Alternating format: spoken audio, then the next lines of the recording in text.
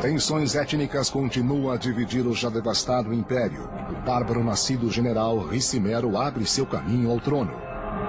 Com fome de poder, ele mata qualquer um que fica em seu caminho, incluindo seus amigos mais próximos. Agora, o controle romano das grandes províncias ocidentais do império é varrido por uma tempestade de líderes militares e reis bárbaros. Fora do caos, um líder romano eleva-se, determinado a restaurar para Roma seus dias de glória. Mas em seu caminho existe um violento príncipe guerreiro bárbaro. Para o Império, o confronto de suas espadas está chegando ao fim. Roma, ascensão e queda de um império, o último imperador.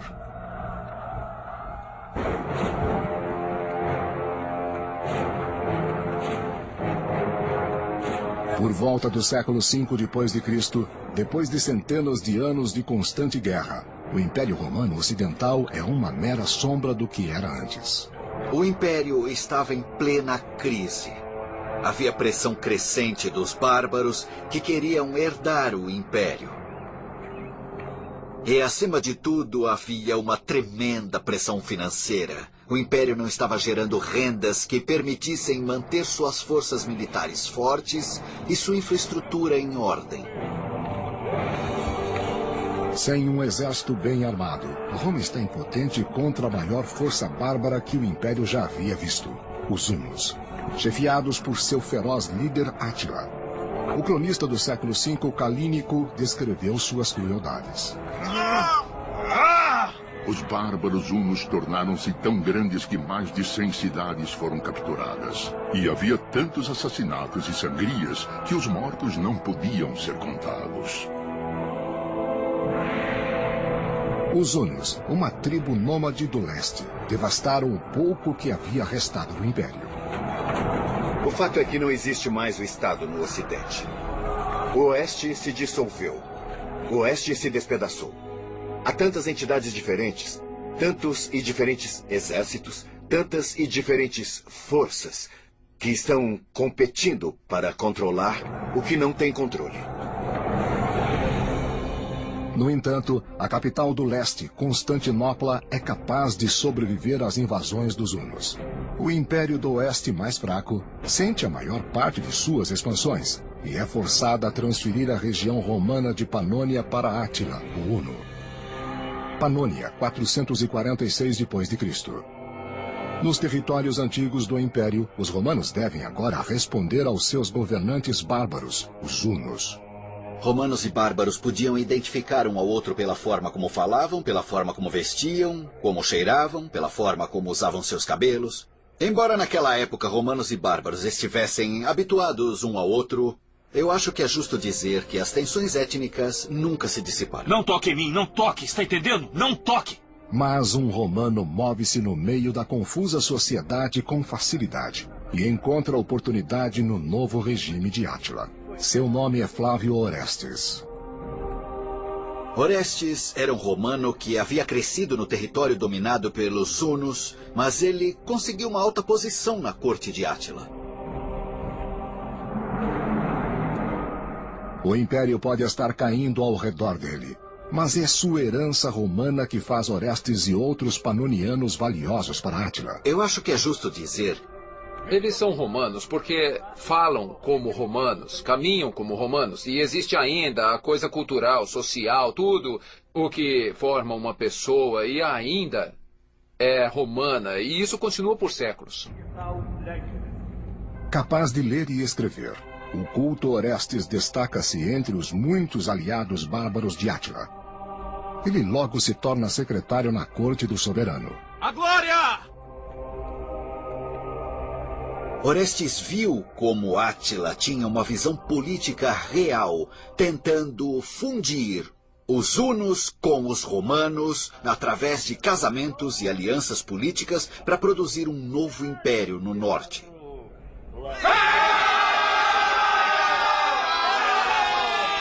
Tendo contato diário com Átila, o huno, Orestes experimenta em primeira mão como a justiça bárbara pode ser cruel. Sua sensibilidade romana é facilmente ofendida. Eu acho que é justo dizer que existia o que nós chamamos de tensão étnica entre bárbaros e romanos. Eles enfrentaram um problema similar ao problema que enfrentamos hoje. Esses povos diferentes, de culturas diferentes, precisavam trabalhar juntos de maneiras importantes. Eles queriam se tornar como o outro, mas existia tensão entre eles. Embora Orestes tenha repulsa pelo sacrifício de sangue bárbaro de seus inimigos, no poder de Átila, Orestes encontra a ambição por mais alguma coisa. Quando Orestes serviu na corte de Átila, ele foi capaz de ver como esse líder estava organizando uma nação do nada. E eu acho que Orestes, acima de tudo, teria aprendido que existe uma possibilidade real de ver um novo tipo de mundo romano. Um liderado por um rei que conseguia fundir as forças bárbaras e romanas para restabelecer a glória de Roma da forma que teria sido na época de seus fundadores, os reis. A glória! Orestes pode ser governado pelos bárbaros, mas ele sempre será um romano e sempre irá pensar em si mesmo e em seu povo como superiores. Ele deseja restituir o império, um dia grande, às suas raízes romanas. Em 453 d.C., o reinado de Átila chega a um fim inesperado em sua noite de núpcias, logo causando o colapso dos poderosos hunos e seus aliados bárbaros. Sua noiva o encontra morto. Apavorada de ser acusada de matar Átila, sua noiva passa a noite toda perto do cadáver. O historiador do século VI, Jordanes, escreveu: Ele caiu, não por ferida ao inimigo, não pela traição. Feliz em sua joia e sem dor.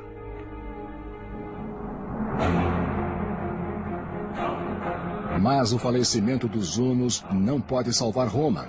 A ausência de poder resultante só permite que mais bárbaros desçam para o Império do Oeste em declínio. Nos anos seguintes, as cidades do Império Romano caem no abandono. A fome prevalece e os mendigos enchem as ruas. Orestes peregrina, não é mais um homem influente. Ele busca a sua sorte em uma terra que luta para sobreviver. A infraestrutura parece ter desmoronado em alguns casos bastante rápido, variando de uma região para outra. Os aquedutos, é verdade, que talvez tenham caído numa espécie de abandono e a qualidade da olaria talvez em alguns lugares diminua. Está tudo ficando um pouco mais agitado, os planos de ruas começam a mudar, as características habituais desaparecem. É uma época de diminuição de esperança e crianças com fome. Os detalhes das viagens de Orestes são desconhecidos para nós, mas como um verdadeiro romano, ele se recusa a acreditar que o império não tem salvação, que a humanidade e a civilização em seu âmago não podem ser restabelecidas. O seu objetivo é um dia fazer o seu caminho para a cidade de Roma. O fato é que Roma caiu fisicamente muito antes do que caiu psicologicamente. A ideia de que Roma poderia cair era difícil para muitas pessoas aceitarem. E muitos não aceitaram. Eles acreditavam que enquanto existisse um imperador no trono, haveria uma Roma. Que enquanto existissem muros ao redor da cidade, existiria uma Roma. Que enquanto existisse alguém que acreditasse, uma Roma existiria. O império, de fato, existiria. Na metade do século V, depois de anos de constante pressão dos ataques bárbaros, Roma é obrigada a fazer um tratado com uma poderosa tribo chamada Burgúndios, garantindo a eles a valiosa terra romana, em troca de serviço militar. Originários da Escandinávia, como muitos bárbaros germânicos, aos burgúndios é permitido se instalarem ao sul da Gália. Esses territórios nos arredores da Itália são os primeiros a desaparecerem. Muito lentamente, pequenas partes e pedaços são dados. De uma forma, é como se você pensasse no seu corpo. Se você tem um resfriado, o seu corpo é programado para se certificar que o seu cérebro, o seu coração, o que seja, sobrevivam, não importa o quê. Então, os seus dedos da mão vão primeiro. Seus dedos dos pés, os seus pés, as suas mãos e assim por diante. É muito parecido com o Império Romano. Em troca dessas terras concedidas, os burgúndios devem suprir o império com soldados mercenários. Mas este tratado apenas piora a situação de Roma. Quando eles dão terras aos bárbaros, já que a terra é uma ótima fonte, talvez uma fonte inicial de renda, quanto mais terra eles dão, menos dinheiro eles têm entrando. Quanto menos dinheiro eles têm entrando, mais terra eles têm que dar para manter o apoio bárbaro, para manter o exército forte. Assim, é realmente um círculo vicioso que conduz mais e mais a uma crise financeira. O líder dos burgúndios, Gundobad, é o filho de um poderoso chefe. Mas como o império está cada vez mais fraco e mais desesperado pelos muitos mercenários de sua tribo, ele também é uma força poderosa em Roma. Roma, 473 d.C. Na capital do império, Gundobad se torna mestre dos soldados, mas ele controla muito mais do que o exército. Gundobad também escolhe o imperador de Roma, Glicério. É uma escolha feita por Gundobad, porque Gundobad achava que ele era uma figura leal, mas está claro que Glicério deveria governar segundo as ordens de Gundobad e deveria confiar no apoio de Gundobad para fazer isso eficientemente. A grande sala do trono do imperador está cheia com mais bárbaros do que romanos. O exército romano do oeste a este ponto é esmagadoramente bárbaro, se não totalmente. Parecia que ainda existiam forças romanas nativas lá, mas quando soubemos o que esse exército era um exército de turcos, germânicos e muitos outros não romanos. A cargo dos mercenários bárbaros de Glicério está um guerreiro bárbaro chamado Odovacar. Odovacar encontrou uma posição na Guarda Imperial, perto do centro do poder, certamente porque ele tinha uma competência militar demonstrada e uma verdadeira habilidade de liderança. É esta Roma que Orestes encontra quando ele finalmente chega, depois de décadas de viagem. Até o seu primeiro encontro com Odovacar, ele não pode saber quão profundamente o Império mudou desde seus dias de glória. O poder do Império do Oeste certamente se foi em 470, mas eu acho que provavelmente não está claro para todos que esta é uma empresa condenada. Parece potencialmente ser apenas uma fraqueza momentânea, e o curso das coisas tinha ido de forma diferente. Talvez pudesse ser recuperada. A experiência diplomática de Orestes lhe rende uma alta posição no exército imperial. Mas ele é surpreendido ao encontrar Odovacar, um bárbaro humilde, mantendo a mesma posição. Os dois, obviamente, eram altamente ambiciosos. Eles haviam sobrevivido a circunstâncias realmente difíceis. Orestes está sentado na corte do sanguinário Átila, o Uno. Odovacar havia sido um comandante militar e tinha saído literalmente da pobreza para a riqueza em Roma. Eu acho que as suas ambições, bem como suas competências especiais, teriam colocado os dois na trilha para competirem um com o outro. Os dois tinham suas próprias visões do Império, uma romana e uma bárbara. Depois de passar anos na corte de Átila, o Uno, o romano Orestes se torna um general do exército romano. Mas na Itália ele encontra um império que está se desintegrando e sem identidade romana. Seu poder reside não em seu imperador Glicério, mas nos generais bárbaros Odovacar e o chefe burgúndio Gundobad. Itália, 473 d.C. No passado, Roma havia integrado seus mercenários bárbaros no exército para assegurar que eles nunca ganhassem poder demais.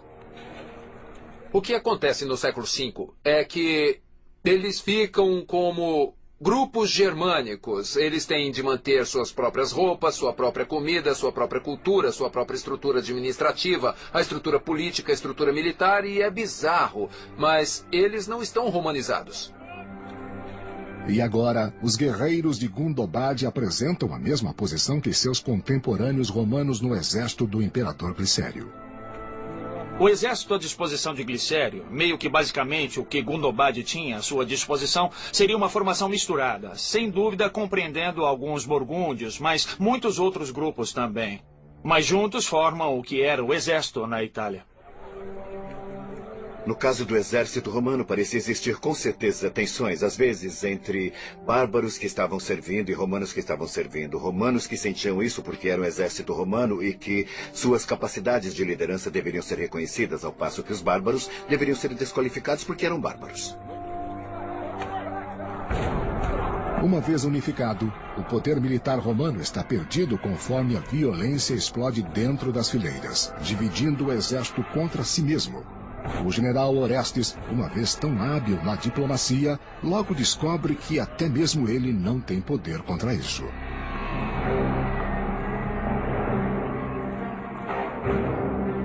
Como Roma sofre perdas maiores contra tribos como os visigodos na Gália, os soldados romanos devem questionar a lealdade de seus aliados bárbaros. Acho que todos tinham seus próprios interesses a esse ponto. As coisas se tornam de alguma forma fragmentadas e difusas. Assim, estamos lidando com um grupo de pessoas cujo interesse não está mais unido e até mesmo entre os próprios romanos.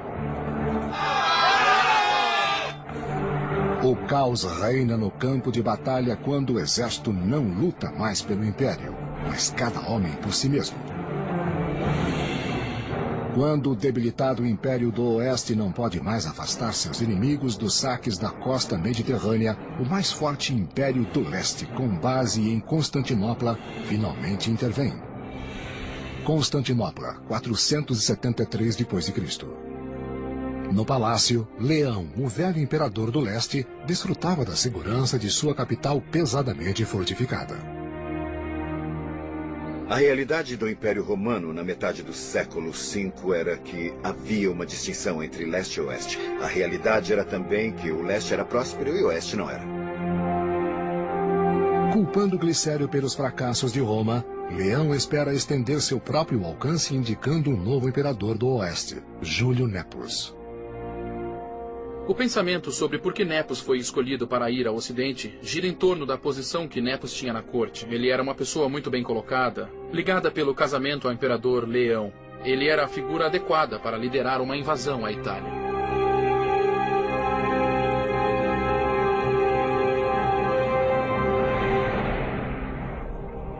Em 474 d.C., Nepos reúne um exército e lidera suas tropas para fora da Constantinopla, com destino à Itália. O leste vai buscar inserir e reafirmar sua influência no oeste e encontrar um candidato que possa depor Glicério. Sua reação não é surpreendente. Como imperador indicado recentemente, Nepos tem muita coisa para provar e ainda mais para perder, se ele fracassar em retirar o Império do Oeste dos bárbaros. Como o exército de Nepos sai de Constantinopla, o imperador do Oeste, Glicério, deve preparar seu próprio exército para conter o ataque em Roma. Mas quando Glicério ordena a Orestes e Odovacar para prepararem suas tropas para a batalha, ele encontra, logo no início, o problema da lealdade bárbara. Gundobad e suas tropas burgúndias o abandonam em sua hora de necessidade. O que acontece é que Gundobad abandona sua posição para voltar e se tornar rei dos burgúndios, o que era muito mais divertido do que ser generalíssimo de Glicério. O exército, por não ser um exército romano em termos de suas bases nativas, tem uma ordem diferente e um diferente ajuste de desejos que talvez um cidadão de milícia teria. Sem seu apoio burgúndio, até os exércitos de Odovacar e Orestes não podem salvar Glicério das forças invasoras de Nepos.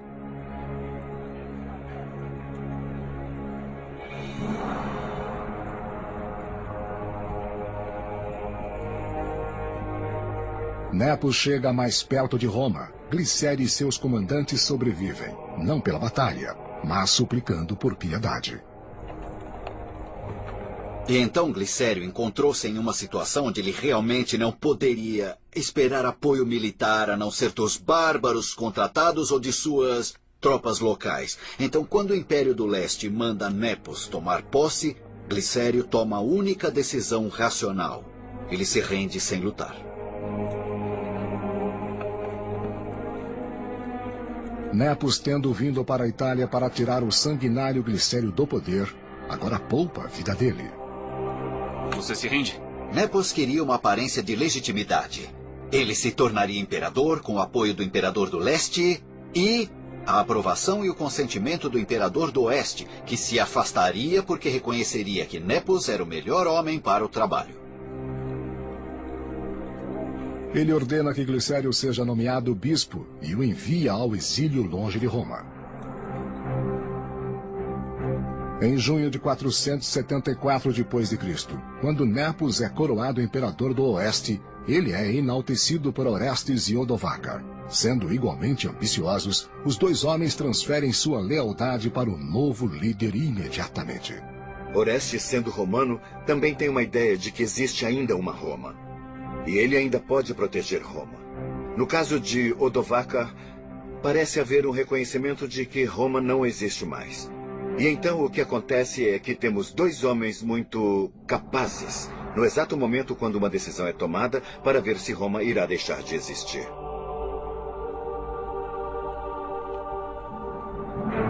Nepos promove o romano Orestes e o bárbaro Odovacar aos mais altos postos em sua corte, dando a eles poder sem igual em Roma. Promovendo Orestes e Odovacar ao mesmo tempo, dando a eles quase o mesmo poder, pelo menos reconhecimento igual, ele está preparando seu próprio falecimento. Com as duas personalidades, ele elevou indivíduos que têm vontade forte e grandes capacidades. Mas a política da corte em Roma está sendo ofuscada rapidamente pelas invasões dos inflexíveis visigodos contra o território da Gália, último restante do Oeste. A esta altura do Império Romano, esta região, hoje conhecida como Provence, na França, era uma comunidade próspera, mas seu povo estava sujeito a constantes ataques dos bárbaros visigodos e seu rei Eurico. O ambicioso rei visigodo, que era um verdadeiro expansionista, decidiu que iria atacar esta região no sul da França, que não estava sob seu controle. Nesta época, os visigodos realmente tinham uma força irresistível. Então era simplesmente parte do processo no qual o território romano na Gália estava constantemente encolhendo, até que foi reduzido a uma minúscula fatia ao longo da costa do que é hoje o sul da França. Os sanguinários guerreiros visigodos devastam as vilas de Provence, não demonstrando piedade para com os indefesos cidadãos romanos. Leão, o imperador do leste, envia Júlio Nepos para Roma como novo imperador do oeste. Nepos está contando com seus dois comandantes, o bárbaro Odovacar e o romano Orestes. Mas mesmo com o apoio deles, o Império Romano está em terrível perigo. Os bárbaros visigodos invadem o sul da Gália, forçando a escassa legião romana da fronteira a entrar em batalha.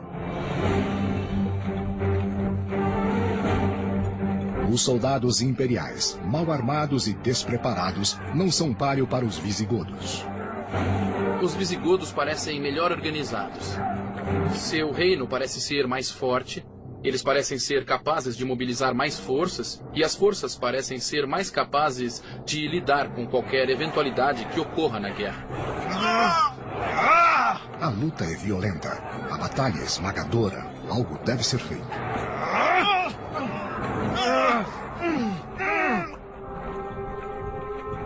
Embora o comandante romano Orestes seja inexperiente em batalhas, o imperador Nepos o envia de Roma para a Gália, com ordens de conduzir os bárbaros para fora.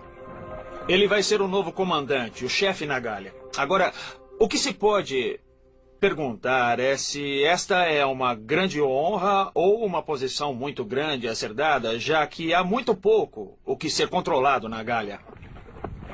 Parece ser uma honra, mas talvez era na verdade uma maneira de colocá-lo de lado. Não sabemos.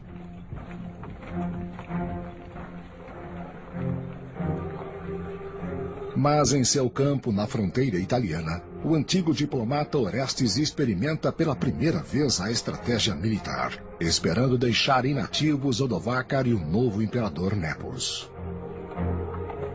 Ele oferece um acordo aos seus soldados, em maior parte bárbaros, que se marcharem com ele contra o imperador Nepos, será concedido a todos valiosas terras na Itália. Sabemos que Orestes se voltou contra Nepos, que ao invés de seguir as instruções do imperador, decidiu tentar conseguir o poder para ele mesmo. Porque Orestes se voltou contra Nepos, eu acho que Orestes tinha a esperança de recuperar Roma. A glória! Abandonando a Gália para os visigodos, Orestes lidera seu exército do norte da Itália em direção a Roma. Mas quando o imperador Nepo sabe da invasão, ele foge para Ravenna. Em agosto de 475 d.C., Orestes marcha para Ravenna e ordena suas tropas que vasculhem a cidade em busca do imperador. Os soldados bárbaros seguem com violência aterrorizando os cidadãos e destruindo propriedades. Eu só posso imaginar Orestes, ou pensando que Nepos estava vendendo o Império Romano para os bárbaros, ou que Orestes simplesmente tinha essa ambição exagerada de capturar o líder do Império Romano ele mesmo. Mas mesmo sob a ameaça de morte, ninguém revela o esconderijo do imperador. O imperador Nepos é forçado a fugir secretamente da cidade, de acordo com o historiador do século VI Jordanes. Nepos fugiu para a Dalmácia e, privado de seu poder, lá definhou como um cidadão isolado, na mesma cidade onde o exilado imperador Glicério recentemente tornou-se bispo. Onde está Nepos? Me fale! Onde está Nepos? Logo, Nepos está partindo, ele é exilado. E ele continuará exilado, nomeando a si mesmo imperador até 480. De fato, alguns historiadores têm compaixão por ele e o consideram o último imperador romano, embora tenha deixado de existir como imperador. Sem Nepos e com os soldados bárbaros em suas mãos, Orestes acredita que pode recuperar a ordem de um império jogado na anarquia.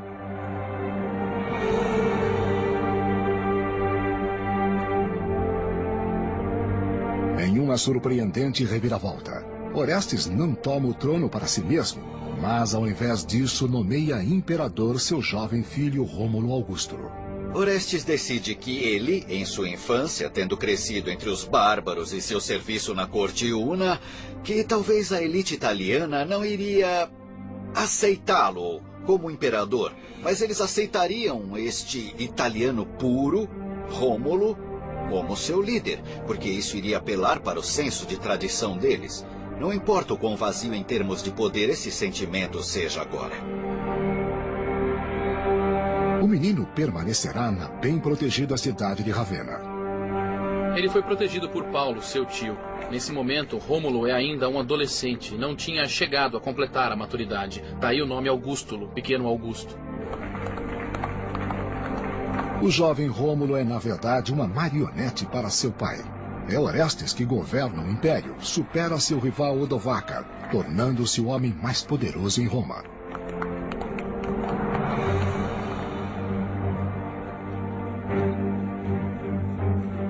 Envolvido pelo orgulho, Orestes ignora seu débito para com os soldados bárbaros.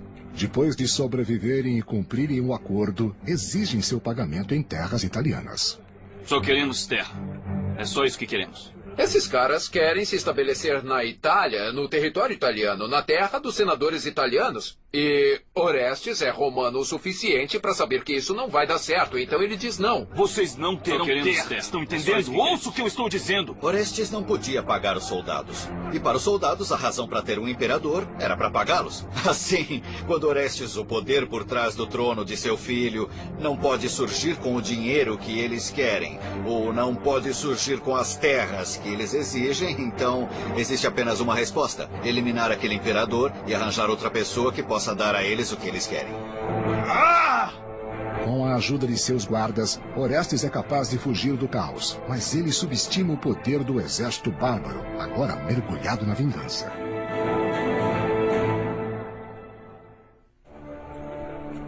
Depois de anos competindo pelo poder com o bárbaro Odovacar, o romano Orestes ganha vantagem, coroando seu próprio filho de 12 anos como um imperador marionete. Mas a tensão aumenta conforme seu exército bárbaro não é pago.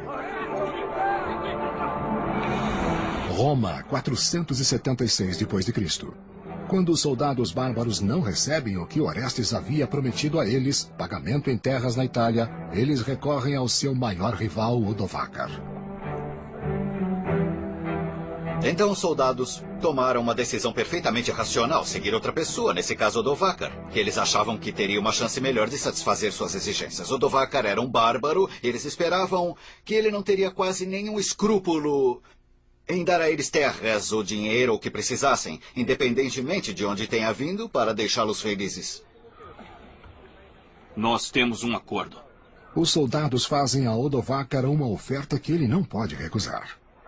Eles recorrem a ele e dizem, se você pode conseguir nossas terras, faremos de você rei. O que lhe parece? Oh, isso parece muito bom. Assim eles saem e ele parece ser um líder deste tipo de confusão de povos germânicos neste suposto exército romano.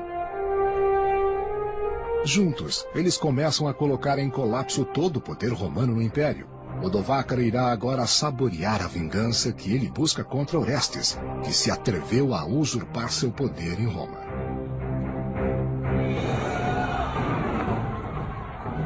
Eles imediatamente começam a invadir as cidades da Itália. E a narração que temos disso fala de dias e dias de saques. Os ricos sendo despojados de todo o seu dinheiro. Depois de arriscar suas vidas pelo Império, os soldados bárbaros sentem que chegou a hora de Roma pagar, com sangue, o que não pode pagar com dinheiro e terras. Vamos! Vamos atacar! Atacar! Imagine que você é um soldado. Imagine que você tem que viver com o escasso salário que você tem. E agora você perde o pagamento. Sem o pagamento, você pode ser capaz de suportar 2, 3, 4 pagamentos seguidos e aí estará faminto. Você vai ter muita lealdade para o exército que deixou você com fome? Não tendo que responder a ninguém, Odovacar vê com satisfação a oportunidade de finalmente afirmar seu domínio sobre a Itália e Orestes. Em 476, não estamos falando em uma guerra em si. Não existe nenhuma grande batalha, não existem assédios, você tem soldados famintos buscando sobreviver. E para sobreviver, eles vão fazer o que for necessário fazer. Como eles são treinados para lutar, eles irão eliminar qualquer um que os enfrente. E tumultos, violência, saques e estupros ocorrem. Com Odovacar se aproximando, Orestes deixa seu filho, o jovem imperador Rômulo, em Ravenna, sob os cuidados do tio do garoto, Paulo, enquanto escapa para Ticínio, no norte da Itália. Orestes é forçado a buscar refúgio de Odovacar e suas tropas em Ticínio, que é a moderna Pávia. Sabemos por um texto que o bispo da Pávia dá a Orestes refúgio na cidade. Mas nem mesmo a casa de Deus pode protegê-lo das forças bárbaras. Orestes é forçado a fugir conforme Odovacar e seus homens destroem a igreja, desesperados para eliminá-lo. Roubem tudo! O bispo teve os donativos roubados. Todo o dinheiro que ele havia arrecadado para ajudar os pobres foi roubado pelas forças de Odovacar. Eles também queimaram edifícios, incluindo a igreja. Conforme a igreja se consome em chamas, assim também se consomem as visões de Orestes de renascer o Império. Odovacar não se importa com a perpetuação de Roma. De fato, é uma realização para ele que, em breve, aquela Roma não exista mais. Mas qual é o seu papel? Que poder ele tem?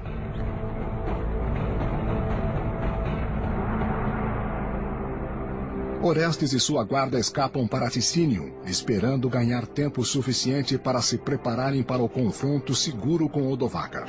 Um dia eles foram nobres na corte do imperador. Agora, eles estão presos em uma luta por sua sobrevivência. Os dois têm muito orgulho da posição que ocupam e nenhum deles está querendo reconhecer que o outro tem algum poder. Agora, neste caso, é claro, um confronto é iminente.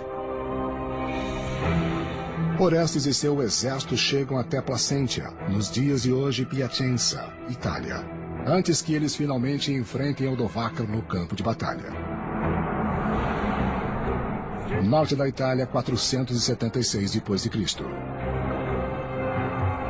O inexperiente Orestes tem pouca chance contra a guerra cruel das tropas bárbaras de Odovacar.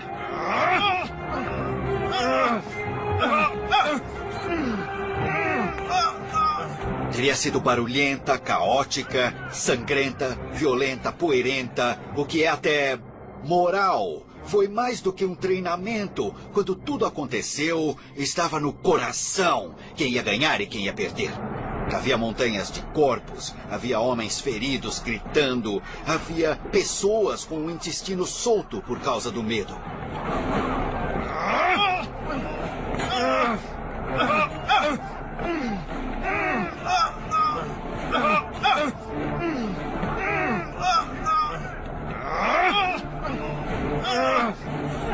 Existia algo ainda simbólico sobre os impérios. Isso desde que os últimos suspiros do poder imperial pudessem ser mantidos por uma pessoa que acreditasse que o império pudesse ser recuperado por eles.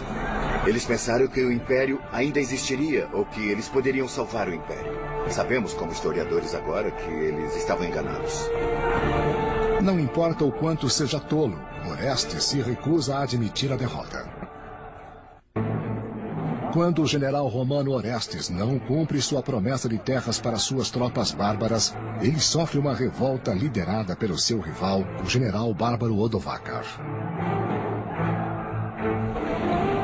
Agora lutando em um campo de batalha perto de Placentia, Itália, os dois adversários competem por supremacia, como um dia eles fizeram na sala do trono do imperador em Roma. Odovacar e Orestes são os dois mais importantes indivíduos no Oeste. Sobre seus ombros está o futuro de Roma, e um tem que concordar com o outro. Deve existir algum tipo de compromisso. Caso contrário, haverá violência. E isso é de fato o que acontece. É uma luta violenta até a morte, e no final da batalha, como no Império, os romanos finalmente sucumbem aos poderosos bárbaros.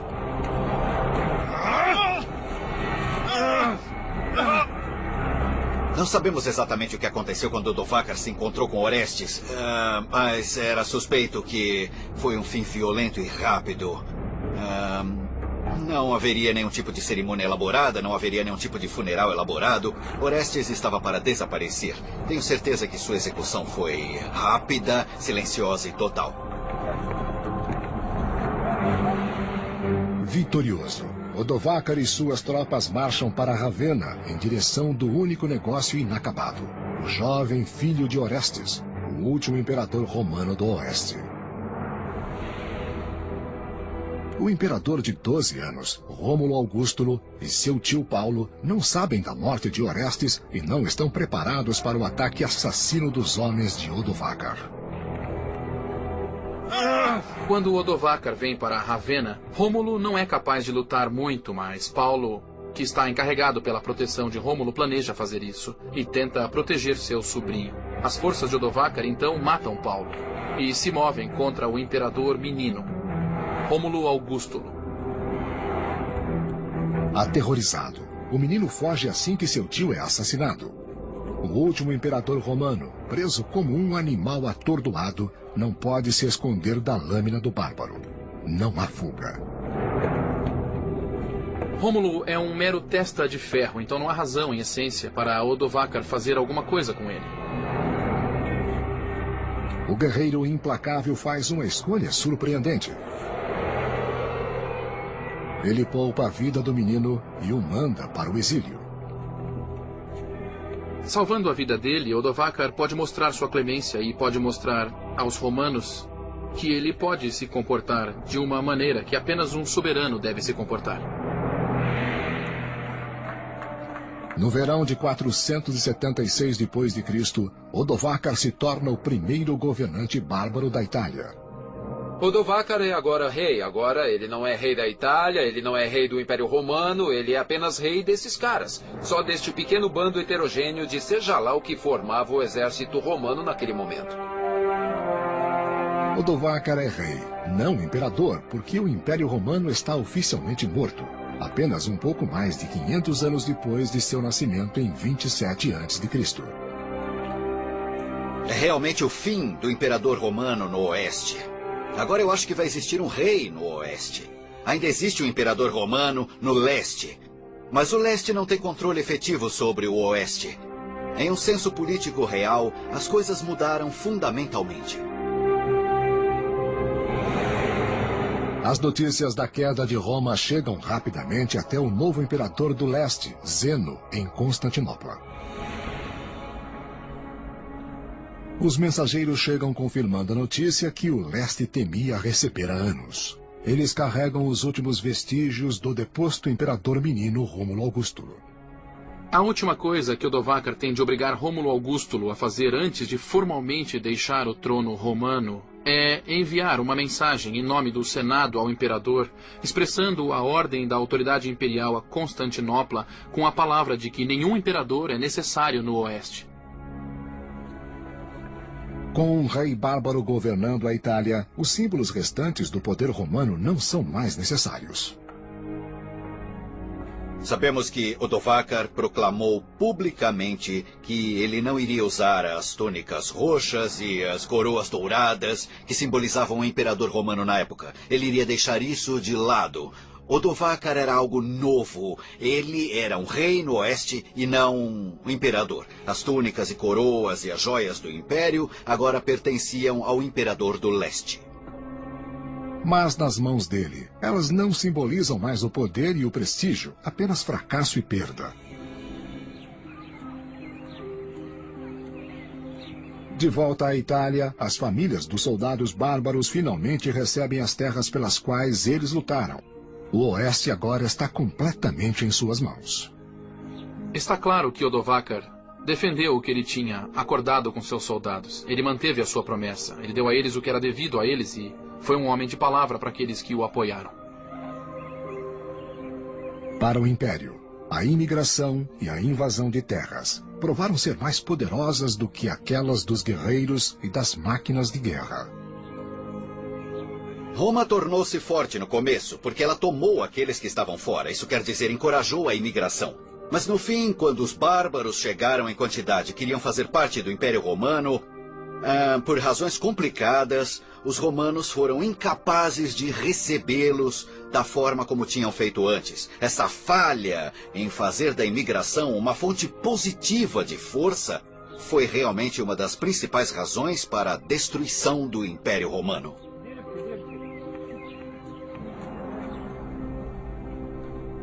Mas apesar da queda do Império, em lugares remotos como monastérios e bibliotecas, o grande conhecimento e a ingenuidade nascidos da civilização romana estão miraculosamente recuperados e salvos.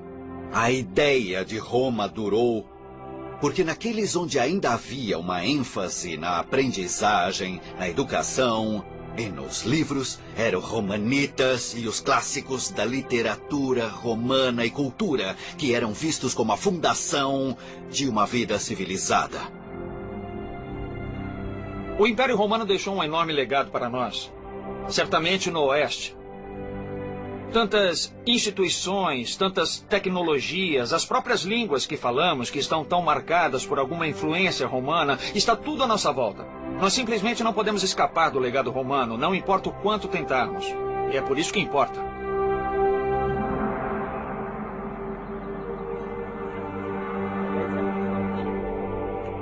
Da democracia ao império, até sua queda, Roma inspirou o mundo ocidental como o conhecemos. Sua civilização sobreviveu a séculos de guerras, perseguições, corrupções e pragas, apenas para morrer em silêncio, lentamente, nas mãos de um soldado bárbaro.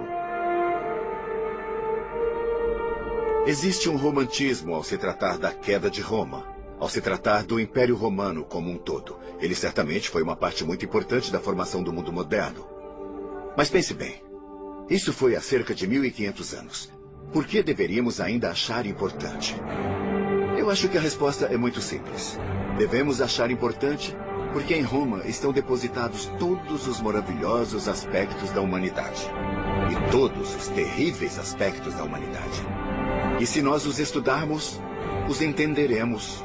E talvez possamos repetir os aspectos bons e evitar os ruins.